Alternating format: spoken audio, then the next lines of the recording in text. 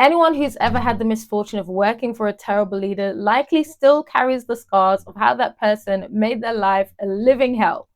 In this video, I'm going to share the top 5 mistakes that those kinds of leaders make that stops them from building a lasting legacy. Keep watching.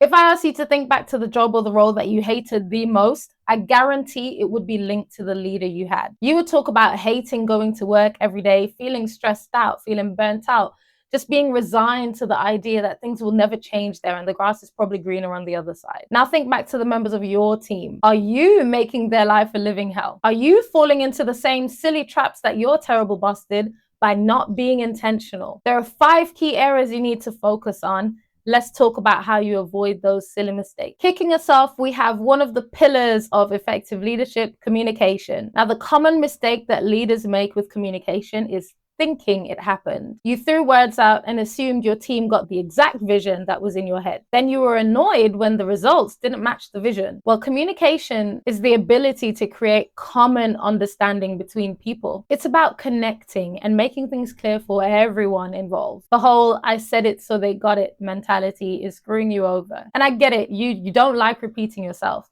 I don't think anyone really does. Being a leader includes lots of repetition. I tell my clients to use this memorable communication tip when they're trying to get their point across. Say it nice, say it twice, ensure it's precise. Next up, we have the often overlooked part of strategic thinking. The common mistake here is assuming you know all the answers. And I'm sure you've heard the saying about assumptions before that says, never assume, because when you do it, you make an ass out of you and me. Well, there's some truth to that. Assuming you already know is driven by ego and selfishness. And that's not where any leader wants to operate from. When you assume, you get into the habit of thinking the worst of your team. And because of that, you don't give them any grace. You automatically give grace for yourself, but you don't afford it for anyone else. For example, if you're late, it's because traffic was truly horrendous that morning. But if they're late, it's because, well, they didn't manage their time well.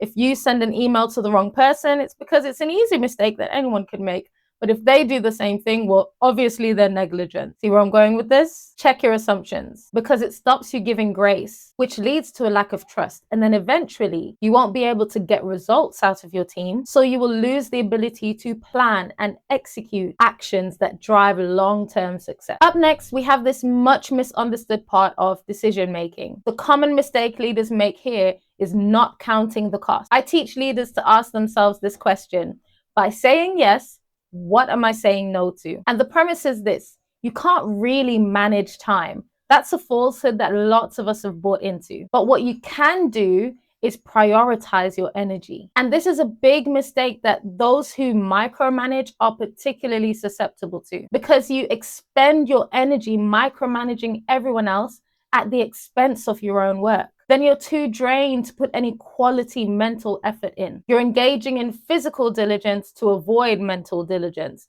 And your business and your team are suffering as a result. Rushing around to check in and make sure everyone's meeting the deliverables. But while you're spending all that time below deck, who's steering the boat, Captain? You have to count the cost of these decisions. When you spend the energy here, where are you not able to spend it later? Up next is the controversial conflict resolution and leaders who think it's a zero-sum game. Well, it's not always about compromise where one person has to lose for the other person to win, or one person has to give for the other person to get. Conflict resolution is not a zero-sum game. And if you've been treating it this way, then you're missing a trick. You should be aiming for the win-win. In one of his monthly masterminds, Lewis Mocker puts it this way. He refers to it as fair exchange. So you ask yourself, how can I get what I want while they get what they want? And that fair exchange will sweeten any conflict resolution. But this also requires a mental diligence, and honestly, it's not for the faint-hearted. Now, the final one is a category that often gets overlooked altogether.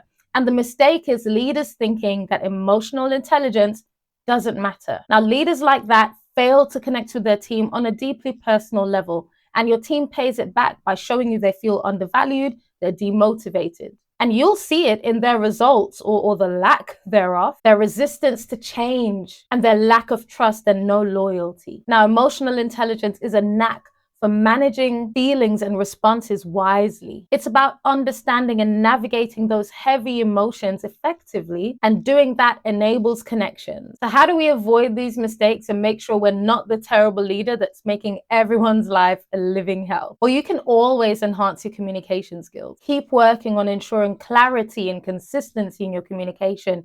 You can even borrow my say it nice, say it twice, ensure it's precise saying to reinforce important messages. Then develop your strategic thinking by staying open and humble. Challenge your assumptions by asking more questions and then listening to the answers. And improve your decision making by thinking it through to the end. You've got to prioritize your energy to focus on high impact activities, and please avoid micromanaging. Then master conflict resolution by aiming for win-wins. Use that fair exchange. How can I get what I want while they get what they want?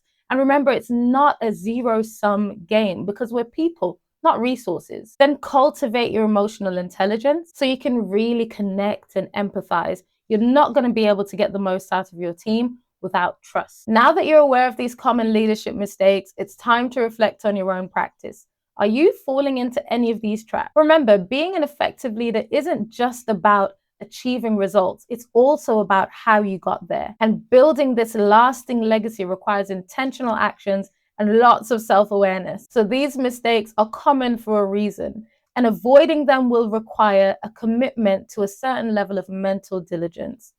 But I know you can do it. So if you found this video helpful, don't forget to like, share, and subscribe. Also, leave a comment below about any leadership challenges you've faced or any other topics that you'd like me to cover. Now, don't let poor leadership practices hold you back. Start making these changes today and watch your leadership legacy grow.